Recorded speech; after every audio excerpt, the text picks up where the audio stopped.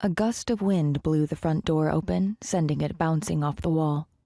Creole stumbled into the entry, his black hair whipping around his face. A crack of thunder boomed behind him, announcing the fury of the rapidly approaching storm. "Madison Weston," he barked, sounding like an angry dog. "What in the hell are you still doing at home?" Dropping a small bag at the bottom of the stairs, I watched as my boyfriend veered left, going into the kitchen, dripping wet from the sheets of rain slamming the house in all of Mother Nature's ferocity. The wind's howling sounded like someone screaming at times. Luc Baptiste was his birth name, Creole the undercover moniker he used in his employment as a Miami detective, but only a handful of people actually knew that little fact. He stood over 6 feet, his muscles accentuated by his soaked t-shirt. At the moment, he had a 2-day scruff of beard and his eyes were an irate blue.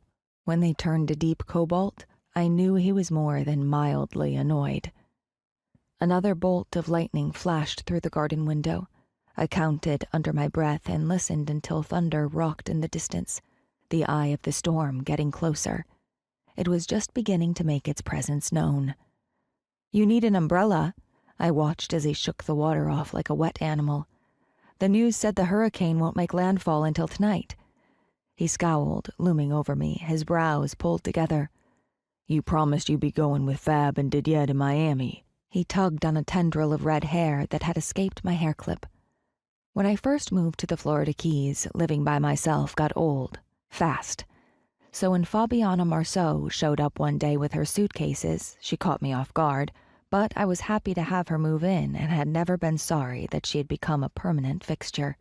Not long after, Fab met her supermodel boyfriend, Didier, and decided, without a word to the man, to go to the hotel where he was staying, pack up his belongings, and unpack everything into the closet upstairs. Didier was a quick fit as a friend and family member, and nice to look at over morning coffee or any other time. It made life easier that we had erratic schedules and were rarely all in the house at the same time. I didn't make any promises. I tried not to flinch at the weaselly tone in my voice. No one asked my opinion, or I would have told all of you that I didn't want to go anywhere. I tossed him a towel from a stack that was going into the Hummer if I got scared enough to change my mind and leave. The news always overdramatizes the weather reports. It's only forecast to make landfall as a Category 2. If it turns out to be a rain event, they'll still close the roads and take their time in reopening them, leaving us hanging out for several days since there's no way to sneak back home with only one road in and out of the Keys. I tried not to roll my eyes when, upon hearing the word sneak, his dark scowl returned.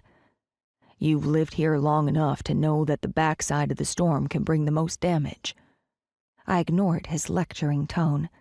I didn't think now was the time to tell Creole that I wasn't aware there was a difference.